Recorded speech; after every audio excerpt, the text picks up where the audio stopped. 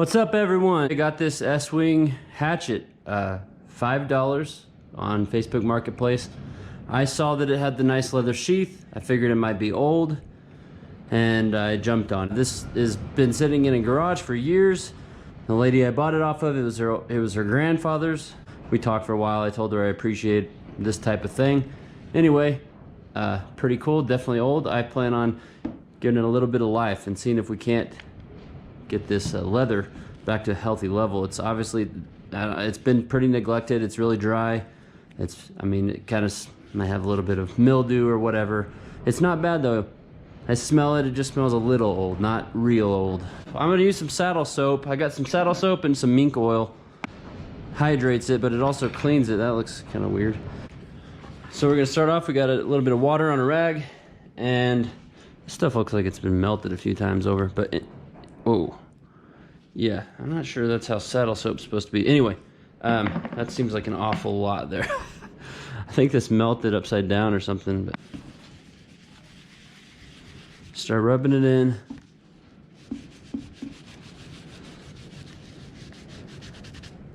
And like I said, that'll hydrate that a little bit.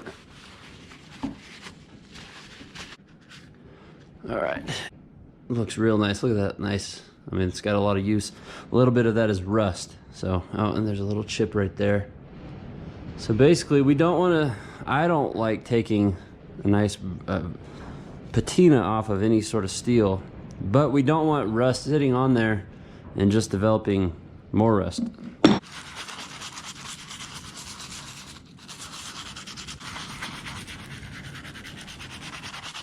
It's like filthy.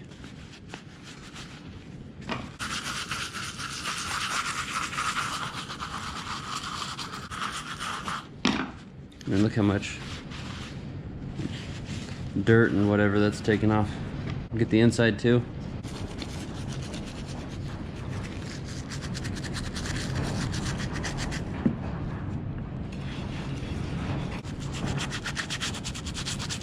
I'm gonna get some more saddle soap. This stuff looks weird.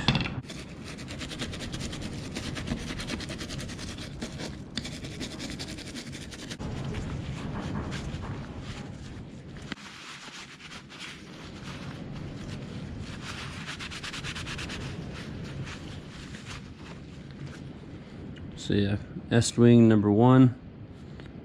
Leather looks to be good enough to keep for a while. I think it's really cool that it has the leather sheath still.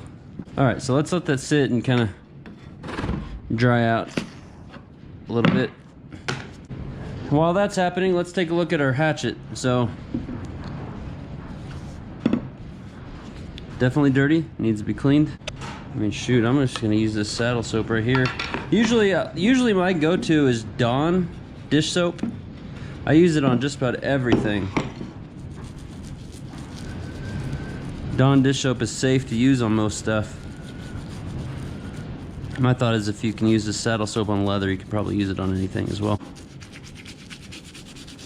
Sometimes it's okay to try new techniques like this. You never know what you're gonna like.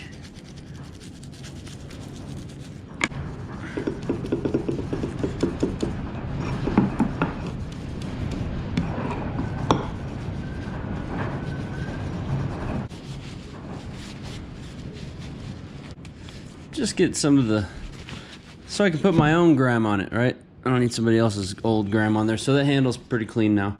All right, next let's take a look at this handle. Like I said, this is rust. It's almost like a patina. I like it, but you know, it will start pitting eventually. It probably already has. So we do want to get some of that off. So remove it.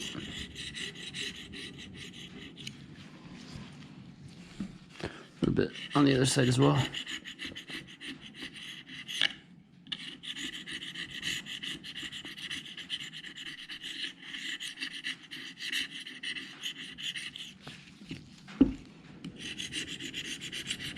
These things are actually pretty awesome. I don't even know if they sell these anymore, but it's like a Velcro deal, and it comes with these strips. It's like a little rubber deal, and it can get contours really well. Stuff like this is good.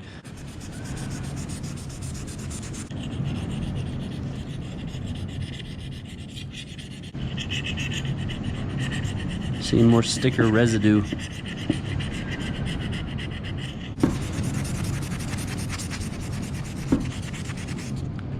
This is almost a polish level grit. Let's do a little bit heavier.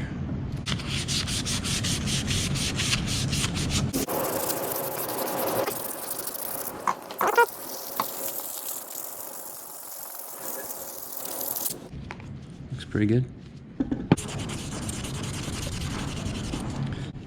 So you can see that's nice and clean there.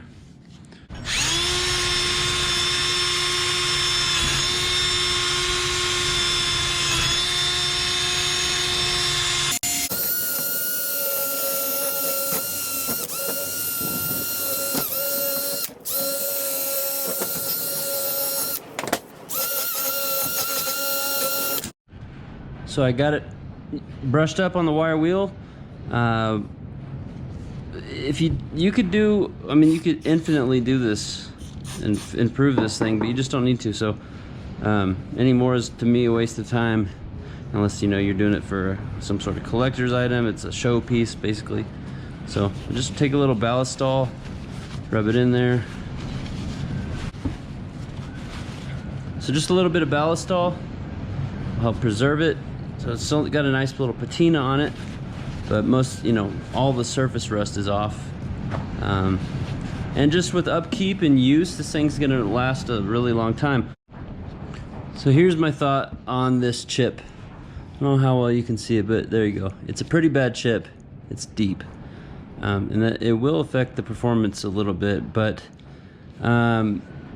because of how deep it is, I'm gonna have to remove a lot of material to basically get that out of there if I want to keep the angle of this edge, and I don't want to do that, and it's gonna take some of my time. So I've decided to just leave it, and as I use this hatchet over the years, that will eventually, it will sharpen it, you know, I'll sharpen it out when I need to sharpen this thing. So this is all I'm gonna do to this. I mean, I got the handle nice and clean, got it sanded down a little bit. I could obviously go on forever with this thing, but I don't need to. I got all the rust off. That's nice patina. There's a little rust, you know, maybe like micro rust. I'm okay with this. This looks good to me. As I use it, it's gonna be fine. I mean, after all, it is a chunk of steel. I'm not super worried about rust, but there is a little bit of slight pitting in there. You can even see now. So I'll just take some of this mink oil and just rub it in. It's nice if you can get it warm, but it, you know, it doesn't need to be. It's better. Just like rub it in everywhere. Make sure you, especially this first coat. Right now it's real dry. I'll put it on the inside and outside. That should be enough. And it'll just start sucking this stuff in. It'll hydrate it. I really like mink oil. I think it smells really nice. It smells really sweet. And I use this on boots actually. There's some boots that I care a lot about, and I'll use some, you know, maybe some special, I don't know, so a little more expensive stuff, some oil or conditioning treatments, and do those. But for like just work boots, just wearing around, every so often I'll just throw like a ton of this mink oil on them. I'll wipe off any excess, and it, you know, it takes a little while to absorb, but it keeps my boots from cracking, which is really when they get ruined. So this is rubbed in. Let's get as deep in there as we can. Really make sure that this is hydrated where it bends here. You know, most likely that's not going to last forever. We're going to wipe away the excess. This stuff will stay a little bit tacky for a period of time. Here shortly, you know, in a couple days or weeks, put some more on. You don't want it to be dry. So mink oil done. Oiled it up. We got our hatchet. It's sharp. Still got that nick in there. Not real worried about it, but it looks good. Put it in the sheath. Let's see how it does. I like to let my sheaths dry out completely. Just in case I left a little bit of moisture in this sheath earlier when I washed it. I'm pretty sure it's all dry, but just in case, I don't want to. I'm probably going to let this dry for several days off of the hatchet here,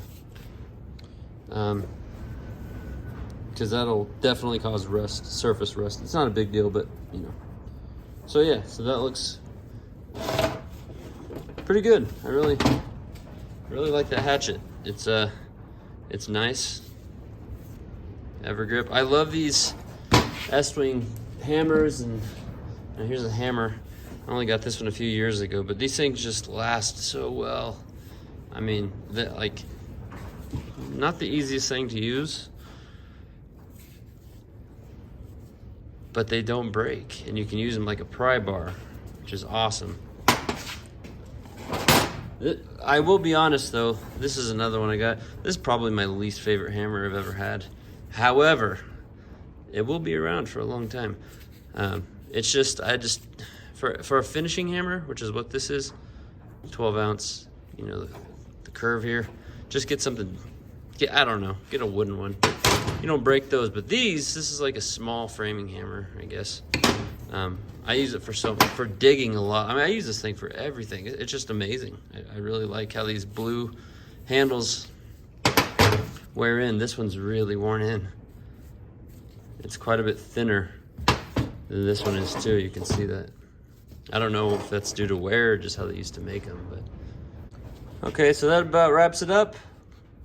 Put probably another coat of this mink oil on here in a few days or weeks, or whenever I notice that you know, this stuff's really absorbed and it feels a little dry again, which it probably will.